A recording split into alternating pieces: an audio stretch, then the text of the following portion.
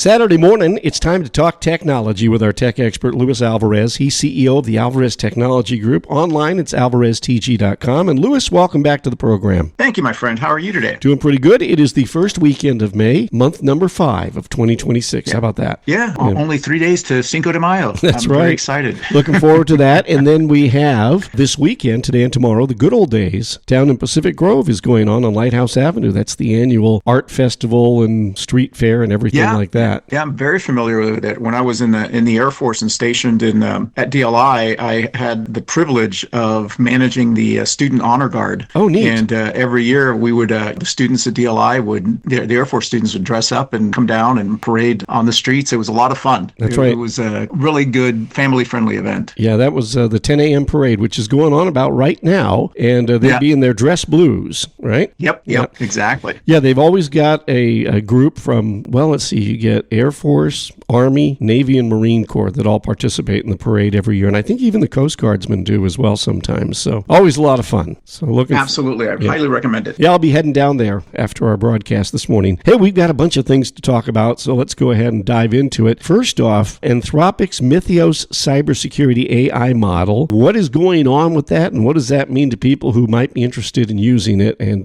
what does it mean in real terms? Yeah, so Anthropic, we talked about this a few weeks ago when they first released Mythos, and they didn't release it publicly. This was the specific model built to be essentially a cybersecurity expert. And as they were testing it, they discovered that it was so powerful that they were afraid to release it to the public right away. And so instead, what they did was they created this thing called Project Glasswing, where they rolled out Mythos privately to companies like AWS, Apple, Microsoft, all the big tech companies, because one of the things they noticed was that Mythos was able to very quickly find new vulnerabilities in software, including software that in some cases was 30 years old and considered to be bug-free. And it was able to not only find these vulnerabilities, but the way it was designed, it would also then create exploits. So basically it'd say, oh, look, I found a vulnerability. Let me see what I can do to exploit this vulnerability and take control of a system or bring it down or whatever. And it was so powerful that Anthropic said, hey, we can't send this out to the public without giving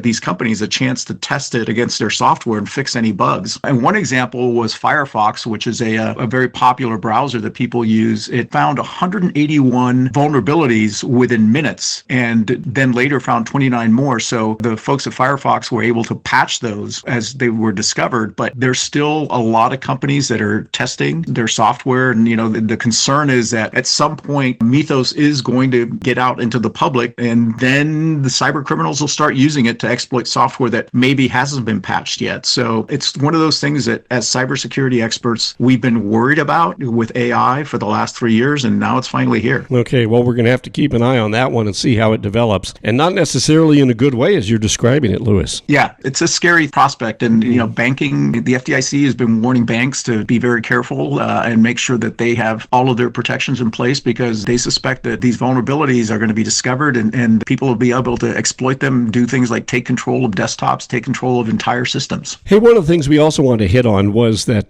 talking about security and so forth, there's a replacement for VPNs. And I saw that yesterday the Alvarez Technology Group had an online seminar about VPNs, virtual private networks, being replaced by a ZTN, which is a zero-test network. And I'm curious, what's the difference between the two? What's leading the charge to change from VPN to ZTN? Yeah, so basically VPN technology, speaking of vulnerabilities, is decades old. It's been around for over 30 years. And really, it hasn't changed that much in terms of how it works. And it has this concept called the castle and moat. So think about VPN tunnel. Once you get into the castle, you now have access to the entire castle. And there have been a number of exploits in the recent past that have taken advantage of VPNs and the vulnerabilities that VPNs possess to get control of certain things, or take data from companies or infect them with ransomware. So people are looking for alternatives, and zero trust network network access, or ZTNA as it's called, is an alternative that's very, very secure because it not only provides this tunnel that we described, but it's controlled very granularly. So I can let somebody in only if they use specific devices, their laptops, their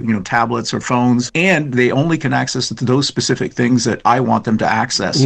So a lot of our clients are converting from VPNs over to ZTN because it just provides a significantly higher level of security. It's easier to use. So from an end user perspective, it's a much more pleasant experience. If anybody's used VPNs in the past, sometimes it can be a little clunky or kludgy. And so we're seeing this conversion happening pretty quickly. And so when you talk about it at the granular level for access, are you referring to the fact that if somebody's not on a particular device, that alerts you and it won't allow them access? So it's not like you can grab any computer and install the VPN software, or the ZTN software, and then go on to that network like you could with a VPN. It has to be a device that's registered with the ZTN client, I guess, for it to be. Okay, wow. So that is much more granular. Yeah, and you can decide from where they can access. So you can say, hey, only in the United States, only in California. You can say nobody from Asia can log in. So it becomes much better from a protection scheme to be able to control access to your environment. Let's move on to a couple other things here while we have a moment left on the program. A researcher is claiming that Claude's desktop installed spyware on Mac OS. And this is from Malwarebytes. We get this story. Does this sound plausible?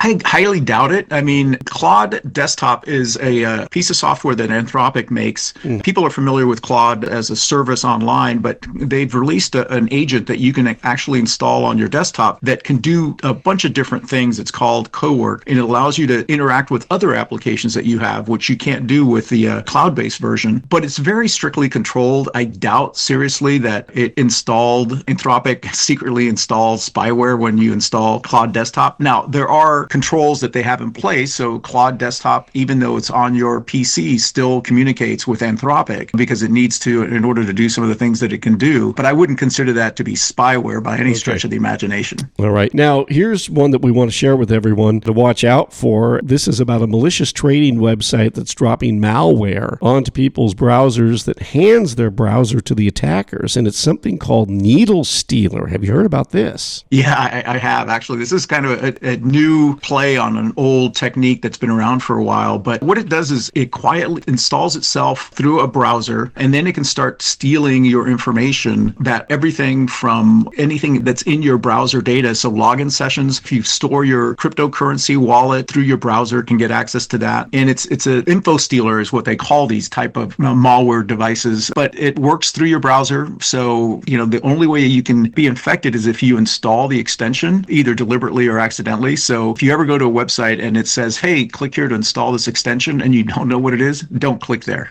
Just ignore it and move on. Alrighty. Some great advice today from Luis Alvarez, CEO of the Alvarez Technology Group. Online, it's alvareztg.com. At AlvarezTG is their X handle. Luis, what's the toll-free number for the I-Team? Give us a call at 866-78-I-TEAM. That's 866-784-8326. And be sure to ask the I-Team about the Zero Trust networks changing over from VPN to ZTN. We'll give you some great information on that. And Luis, looking ahead to Monday, what's on tap? Well, in 1993, AT&T had some great ideas, and they came into fruition. But tune in to learn more. That's right. Monday morning starting at 8:30, we'll have the story for you here on Power Talk Radio. Luis, thank you so much. Have a great weekend. We'll chat again, I guess, on Monday. Yep. Take care, my friend.